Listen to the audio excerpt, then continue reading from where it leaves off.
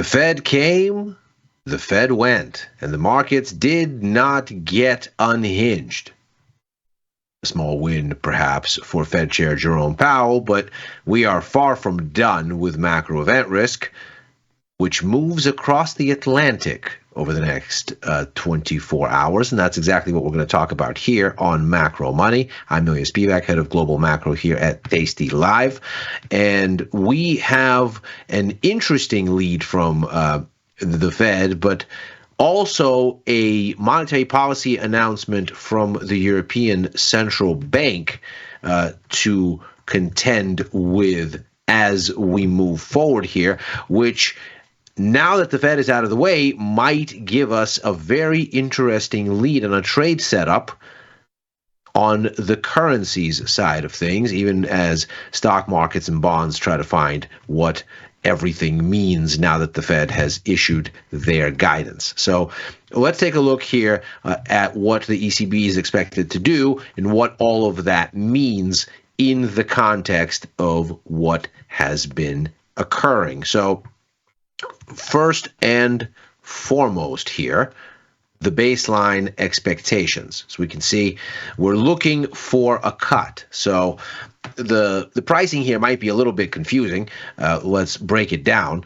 We're looking at 2.91 for the January ESTR futures implied rate. This is the Eurozone's version of Fed funds futures, and that looks like there is no rate cut that's being priced in. But when we consider that we are 50 basis points lower from 3 to 2.5 by March, this starts to make a bit more sense. There is no policy meeting in February. So what we see here are just the months when there is an ECB rate decision. And what we find is that when we look at this particular policy meeting, it is of course happening on the very last days of the month. So indeed, the effect isn't in January, but in the February implied rate, when couldn't have an ECB rate cut because they're not meeting then. And so it is in fact this meeting that looks like it will produce a 25 basis point rate cut. As we look at what the ECB is expected to deliver over the course of the year, it has been remarkably stable. So we've looked at a move from 3 now to 2% over the course of this year. And the really fascinating part of all of this is just how little this endpoint has changed.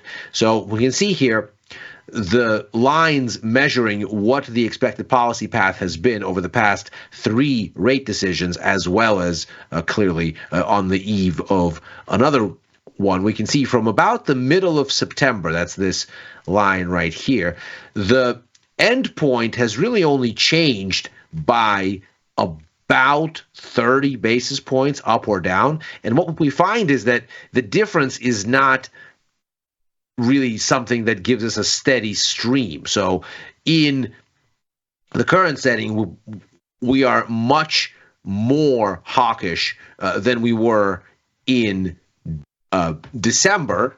That's really the bulk of the move. This dotted line here, perhaps around 1.73, 1.75. So this is about a rate cut's worth of move.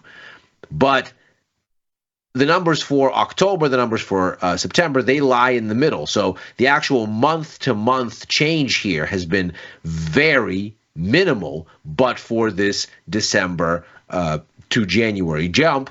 So even as we've seen a global turn higher in interest rates, thanks to the Federal Reserve, the markets have been very anchored as far as what they expect from the ECB by the end of this year. And by the way, that's even as the ECB has cut rates. We can see here that from September, they've cut rates by 50 basis points, from 3.5 to 3%. And even still, the pathway still seems to broadly land on 2%, give or take, even as the Fed has pulled into a more hawkish direction. Now, why does that matter for the Fed? Well, we have talked at length before around this idea that the global economy and global commerce is largely settled in US dollars. According to the Bank of International Settlements, 88% of global monetary transactions are flowing through USD. And that is because of the dollar's overwhelming liquidity. In fact, sometimes it turns out cheaper to trade from one currency into another non-USD currency through the dollar. So to trade currency A into dollars and then dollars into currency B, rather than go from A to B directly, because A and B are not as liquid as the dollar, and so the transaction cost actually becomes higher versus using the greenback as an intermediary. What that means is that when the Fed changes policy, or indeed when Fed policy expectations change, we have a adjustment globally, because the cost of borrowing dollars, given how ubiquitous the dollar is in commercial activity worldwide, means that the cost of borrowing dollars sets the pace for the cost of borrowing generally. And so there has been some degree of hawkish readjustment. Yields have gone up in the Eurozone as well. They've gone up in Japan. They've gone up really around the world, because they've gone up since mid-September through about mid-December in the U.S. around a hawkish rethink of Fed monetary policy. The Fed, of course, came out in September and said that they were going to do 100 basis points in cuts in 2025. And by December, they've slashed that in half to 50 basis points and substantially lengthened out the expected trajectory of the easing cycle, where you're going to get a slower move, so much so that the end point previously anticipated for 2025 for U.S. rates has been pushed out a full year to 2026. So against this backdrop, there's been a pull to higher rates really across the global lending structure, so that the expectations for the ECB have basically ignored this and remain remarkably steady here should be quite telling. At least it seems that way, just for how convinced the markets are that this is where the ECB is headed. These expectations look very well anchored, and it seems like it would take quite a lot for them to get dislodged.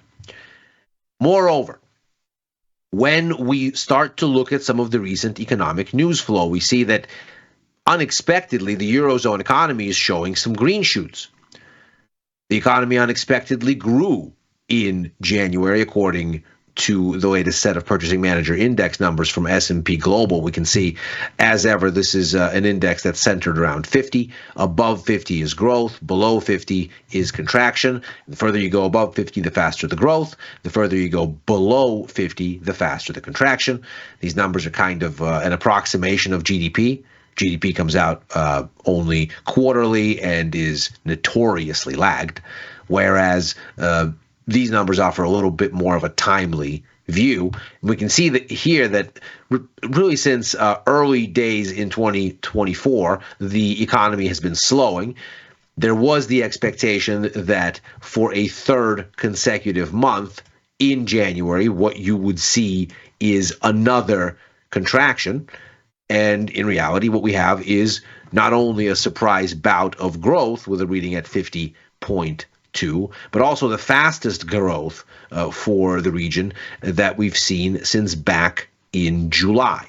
And so what all of this adds up to is another reason why whatever is anchored into here seems likely to remain.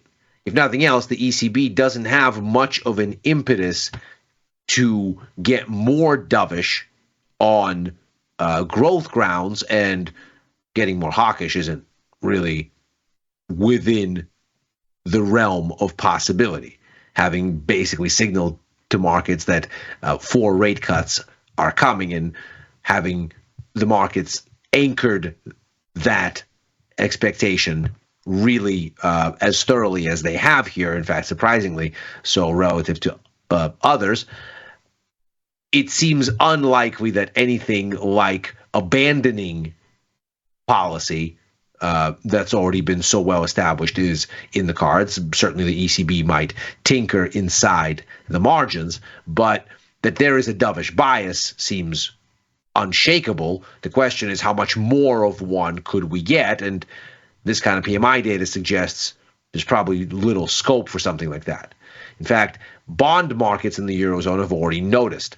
What we find is that from the bottom here in the inflation expectations that are baked into short-term German bond markets, this is the 2-year break-even rate. It's the inflation rate implied by taking the difference between nominal and real German 2-year rates. Of course, nominal rates minus expected inflation is how you get to real rates, and if you take the difference between nominal and real, it's that expected inflation component that you're left with. So this is essentially the market's expectation for near-term inflation in the Eurozone's largest economy, and German markets are kind of a bellwether for the region as a whole. So what you see here should apply not just to Germany, but to the whole of the bloc, at least as far as sentiment is concerned. And what you find is back in August, inflation expectations bottomed.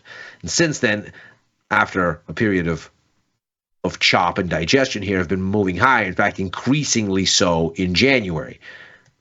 That sort of explains how we jumped from here in December to here now in January. This is that big hawkish adjustment. Well, there's that big acceleration over the same period of time in inflation expectations. And of course, inflation comes alongside growth. So the green shoots that we see in the PMI data perhaps speaking to something that the bond markets have already sniffed out, which is that the growth dynamics in the euro area are quietly getting a bit better. If we look at the ECB's main North Star, they have a single mandate, unlike the Fed. Their goal is simply to get inflation on target. This has been moving in the wrong direction. The latest CPI numbers here at 2.4%. That's the third consecutive month of increase and the highest reading since July.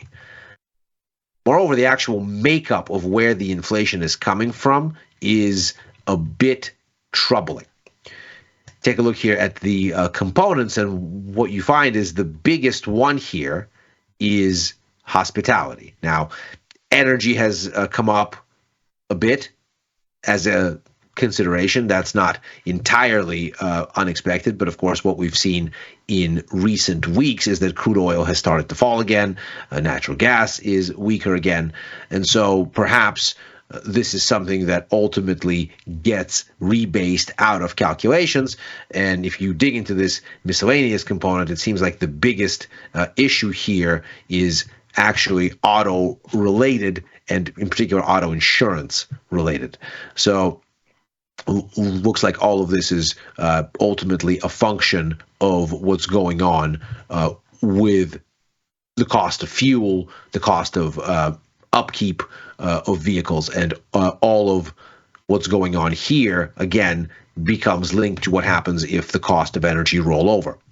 The real troubling component is that the biggest and most sticky bit should be the one that has more give if you consider the impact of the business cycle on what is ostensibly discretionary spending. So, needless to say, the summer tourism and vacation season is long since over. Moreover, we have had a period of weakness, as we see here, January notwithstanding, in Eurozone economic performance. We've been slowing here almost since the very beginning of last year. One would think that spending on hospitality would be especially susceptible, because, of course, it is based around discretionary propensity to consume. And if the economy is slowing, then perhaps discretionary spending is first to get the axe. But apparently that's not what's going on here, because as we look at where the stickiness remains, it is, in fact, proving impervious to that business cycle headwind. So again, if you're the ECB, you're looking at sticky inflation that isn't unraveling even at the pace that you would like to see it, even in the places where it ought to be. And at the same time, you're getting signs that the economy is perking up a little bit and inflation expectations are on the march. What you're probably not going to do is say anything extra dovish. You might not dial up hawkishness very much or at all. You might think, well, these are only a few data points. Let's wait and see. Moreover, there's a ton of political risk linked to what the new U.S. administration might be doing, be it with tariffs or the war in Ukraine right on Europe's doorstep, or indeed the situation in the Middle East, which Europe is, of course, nevertheless tied into, both because any sort of disruptions in the Red Sea primarily speak to the flow of goods through the Suez and therefore into Europe. And of course, because of a refugee knock-on effect on Europe that we've seen in spades over recent years. So there is perhaps room for the ECB here to say, you know what, we need to wait a while to really get a cleaner sense before we jump out the window and abandon our dovish bias for something more assertive. But certainly it doesn't look like there is much room for this to be a dialing up of dovish intent when the ECB meets.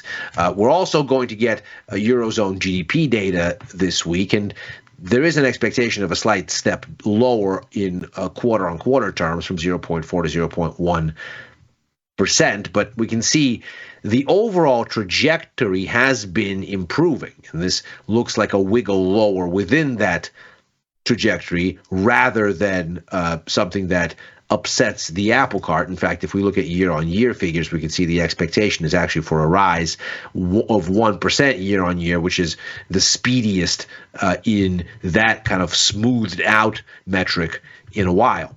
Moreover, if we look at the Citigroup Surprise Index that shows us how recent Eurozone economic data has performed relative to forecasts, what we find is that we've kind of started to hug the zero line, which is to say that expectations are generally pretty well tuned to what realized economic outcomes are giving us. There's a very slight negative bias here at minus 2.7 on the index, but that's hardly anything to scream about. It seems like economists' models and the reality of the Eurozone's economy are at this juncture pretty well in line. And what that means then is, again, this becomes well anchored. Whatever comes out from these GDP numbers is then seemingly unlikely to give us any kind of a strong impetus one way or another if it is going to register somewhat close to forecasts. But given how well expectations have been holding in this configuration, the asymmetric risk is that if you're not going to get a dovish surprise, then anything that you might get that is surprising would be on the hawkish side. Perhaps not because the ECB does anything overtly hawkish, but because there is simply no room to go the other way. So if there was some sort of speculative fervor, some sort of extrapolation of what the ECB says, even if all of what they're saying is acknowledging some of the recent progress made on growth, then the only sort of thread to follow seems likely to be a somewhat more hawkish one. Now, this is where the trade starts to emerge. If we take a look here, we can see that the Euro-USD exchange rate has followed very closely with the spread between German and U.S. two-year yields. In fact, the relationship has been particularly close since the beginning of January of 2023, when you started to see some settling on hawkish policy from both of these central banks, and the conversation around the arrival of rate cuts and when and to what extent really took center stage. And so you can see the euro USD exchange rate here following very closely with where the balance of relative power between front-end yields seems to be. And of course, this should make sense. This is sort of currencies 101. Whichever currency offers the best yield is the one that tends to see flocking demand, because, of course, one person's borrowing costs are another person's yield income. And holding the currency with the higher interest rate means you can ostensibly lend it for more. That, of course, generates an interest differential that's favorable. And so what we've seen, not surprisingly, since the middle of September, when we got that hawkish rethink of Fed policy expectations, is that Germany's yield spread relative to the US moved against the euro, and that the euro followed that move. But now what you see, going back to perhaps November or so, is the yield spread has actually started to move the other way. Meanwhile, the euro is still in the doldrums. Its recent swing low happens quite a bit after the low in yields. Now, this is not the first time we've seen a scenario like this. Here is a similar turning point where the yield spread bottoms before the euro. Here's another one that's a little bit more narrow, the bottom here, and then the euro waits a while before it starts to rally, although, of course, this is a bit more inside of a range. This is a little bit more of a meaningful directional shift. So this alignment isn't perfect, but it does tend to be a kind of a homing beacon, and it does tend to be the case that when yields start to preview things, the exchange rate eventually catches up. So if the ECB does nothing here, if, like the Fed, it manages to dance around a status quo that doesn't dislodge expectations, that doesn't move the situation in a more dovish direction, and in particular, on the heels of a Fed policy announcement that sought to do exactly that, to not rock the boat, to not change things, and by all accounts seems to have succeeded in doing that, what you are left with is a euro that looks somewhat cheap relative to what this yield differential spread has been implying for some weeks now. What that means is that this creep higher in the euro that we've seen over the past several weeks might well have the catalyst for its next up move. We see here we've made some preliminary bid for an advance. We've overcome here into the 104 area. This was the former level of support, or former resistance becomes support here, just under 104, 103.83. We seem to be holding above that threshold here. The key bogey in front of us now around the 106 area, the swing high 105.58, the former bottom here now acting as resistance around 106.30. If we can get the euro through this area, then the road opens up to much more substantial gains, perhaps all the way back up to 108, the next kind of big inflection zone here. But the ECB may well, in doing nothing, give at the very least the nudge that markets need to look back in yields and say, well, at the very least, we need to come back and test this 106 figure. And then we'll see, which, of course, makes for an interesting opportunity, even just tactically, in the near term. And that is Macro Money for today. As ever, we are here Monday through Thursday, right after Overtime, a show that I co-host with Dylan Radigan and Chris Vecchio, looking at the Wall Street close and where things may go therefrom. I am likewise on with Chris for Futures Power Hour, Mondays and Fridays, on with Victor Jones for The Price of Truth on Tuesdays, back with Victor and Tom for First Call on Sundays, writing for the News and Insights portion of tastylive.com. Commenting at Ilya Spivak on the platform formerly known as Twitter, as well as on Blue Sky. If you're watching on YouTube, like and subscribe. Macro Money will be back tomorrow. Happy trading.